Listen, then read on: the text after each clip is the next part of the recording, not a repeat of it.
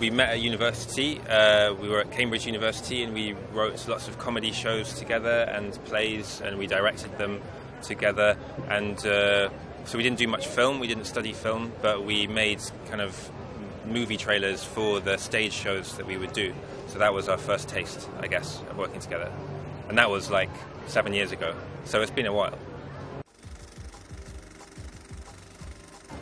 Most people say it's a dark comedy. I guess we don't really know.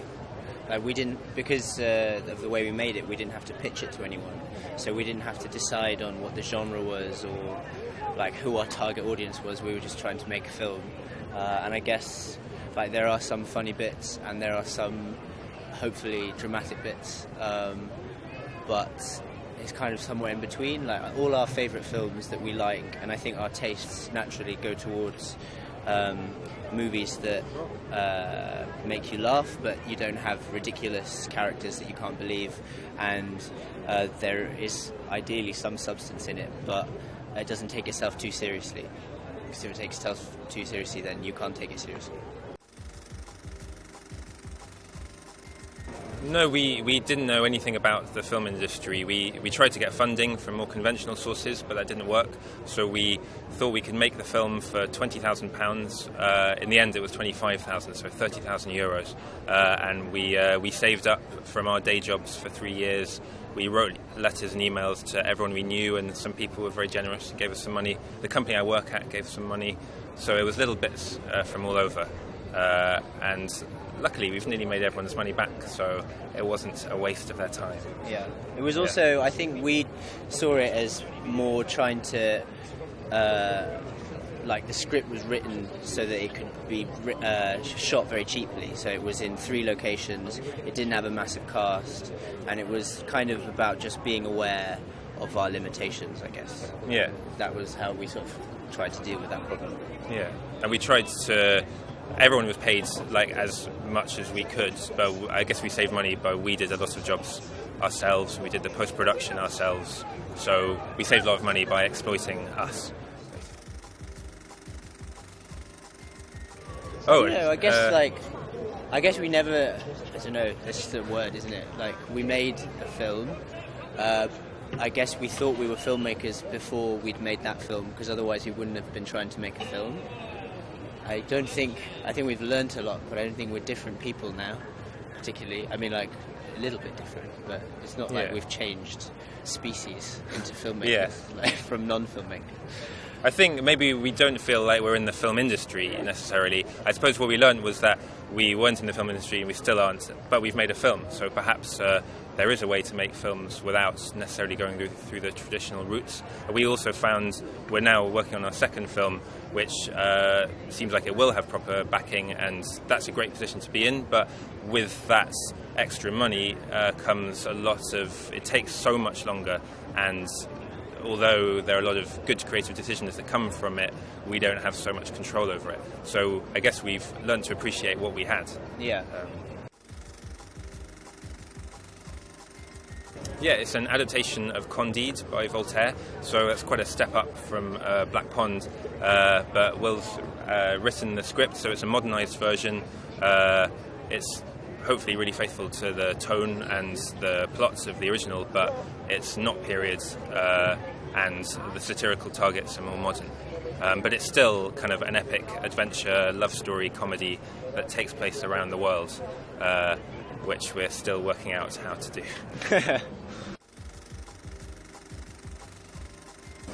Yeah, I guess so. I mean, like, I think in Black Pond as well, there is more dialogue than in some films, which some people like and some people don't like. And I guess naturally we're finding that, what I find as a scriptwriter, that there are certain sort of things that I enjoy and things that I seem to be interested in, and as story writers and directors, like, we're finding more and more that we understand what our voice is, and that's something that that's what we're trying to do, basically, is discover what that is. And I guess, I mean, like, classic, the source material is classic, but we're trying to sort of update it and make it current. And one of the great things about the book is that all of the things that he's talking about, they're still relevant now.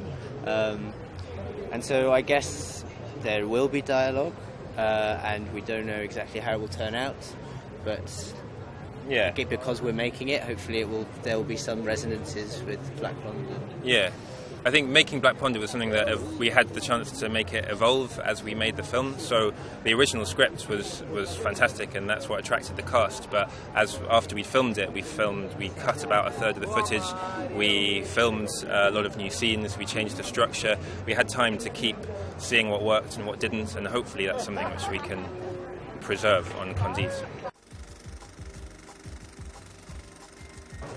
I think a little bit to an extent. So Will is much more with the actors, and I perhaps work a bit more with the crew. But I think it overlaps so much.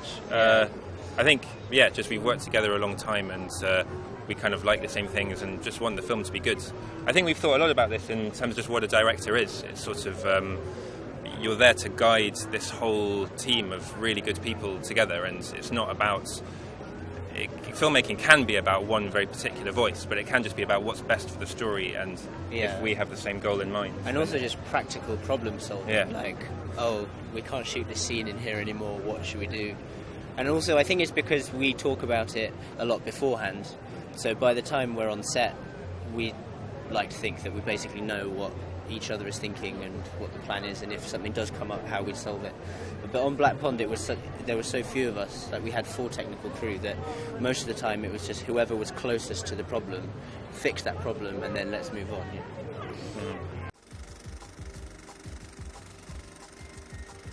Well, very flattering. I guess like we were trying to say earlier, we just find the whole thing very strange. To be put on lists. Or even to have our movie talked about. Like, we basically made the movie as an experiment for ourselves to learn about movie making and what happens when we try to make one. And so it's very flattering, it's very strange and weird. I guess we take it quite seriously, in that there's more pressure now for us to deliver in a way. I don't know. It's definitely an honour, and it's weird. Of course, it's the right decision.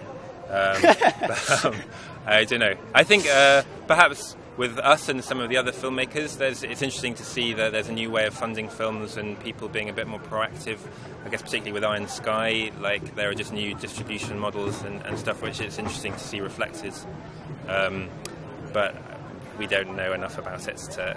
I guess it's like that. We're proof that anyone can make a film, because we're not important. We made a film, so don't worry about it. Just make the film. All feelings are suffering. Life is suffering. You are suffering because you are alive. We always know when we have been shortchanged. I love you. Always.